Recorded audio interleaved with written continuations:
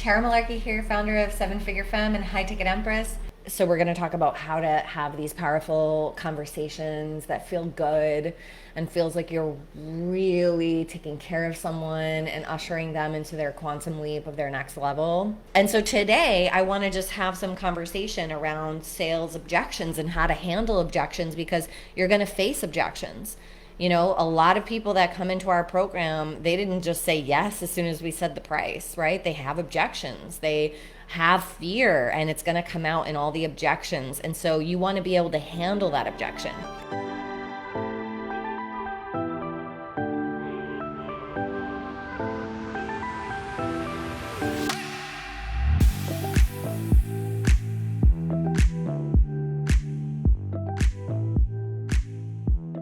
The number one reason why it's so important for you to build a skill set to handle their objections is because it gives them an insight into what it's like to work with you as a coach.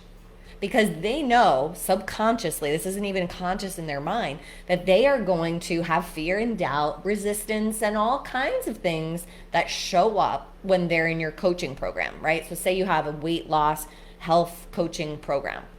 They know subconsciously, if they're thinking of working with you, that at some point in the program, they're going to want to quit, not do the work, all the things.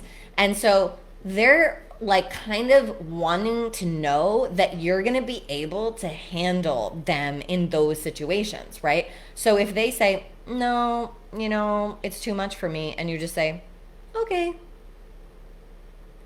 What do you think you're telling them? You're telling them that you can't handle that conflict. It doesn't even need to be conflict, but it's like an uncomfortable situation where you need to maybe call them out, call them up, call them higher, call them into something else. And so that is really important for you to understand why and what's your motivation for getting good at selling high ticket and handling objections. Yes, it is not to push someone to something they don't want to do. It's not something that we're trying to make them feel uncomfortable, that we're pushing them at all. And so the sooner you become more comfortable with it and know that you're serving in that conversation, you will get better at it. So the money objection, that's the biggest objection that you're going to get, right? And so how do you handle the money objection? You say the price, they go, oh, I don't have it, but I'll get it.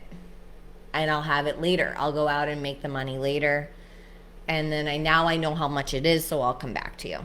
Yeah?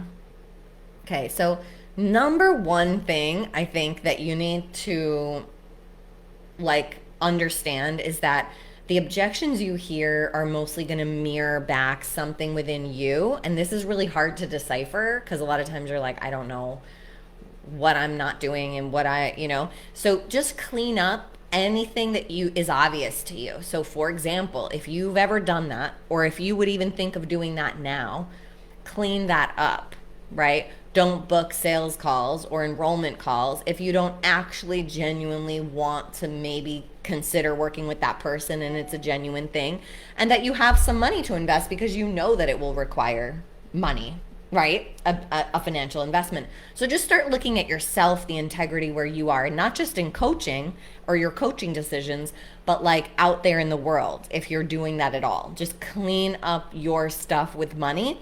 And I promise it will clean up a lot of this stuff. If you get that objection a lot, which, it's a very common objection, just look at where you can clean that up, right? So the money objection can be handled, one of the things that, you really want to do is have an application process, which of course we teach you how exactly to do this, what questions to ask before a call. Inside High Ticket Empress, but you can create an application process. So, they have to say that they have financial resources to, that they have it accessible if they wanted to work with you. But the other thing you can do in the beginning of the call, after you bond, but in getting into the pain, you can just kind of talk a little bit about money, just to kind of get their gauge on what's their relationship to money. You can say, how much have you spent on a coach? Have you worked with a coach before at this level? get to know how much they've spent. Things like that will start to tell you how much they're going to be comfortable spending with you. But I don't have the money. Let's just imagine now we're at the end. You kind of felt like from the questions you asked about money before that they do have it. But now they're telling you, I don't have the money right now, but I will later. So the main thing that you have to understand there is that most of the time people are lying, like, and it's not because they're like mean people or bad people. It's just that it's like they get uncomfortable around it and they don't know how to say the truth. And so they might even have it. That's the interesting thing. They might even have it and they're saying, I don't have it right now, but I'll have it later this year. A lot of the times they really just don't want to disappoint you and don't want to say what you don't want to hear. So it's up to you to actually get to the real objection. And so usually if it's like, I don't have the money now, but I will later this year, like, I mean, it could be true, but you don't want to just listen to that.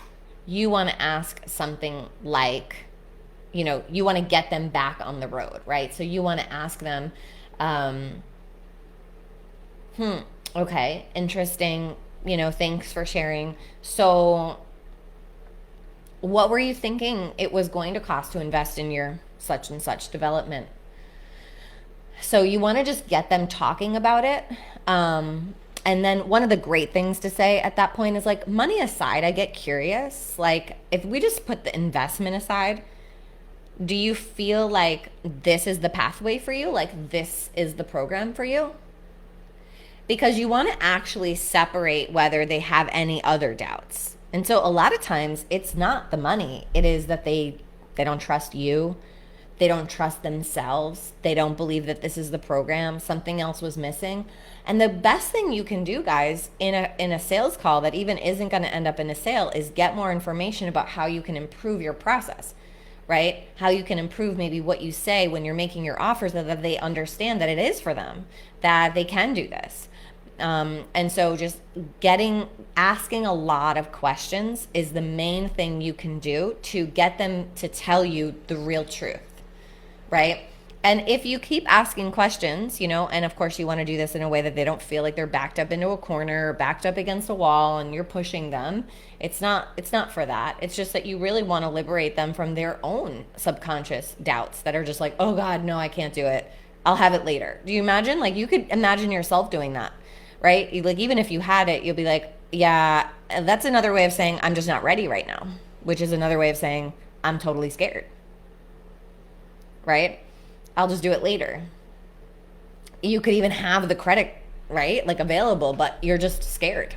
So you, as the skilled person, wants to get really good at uncovering what it really is. Okay, guys, have a great weekend.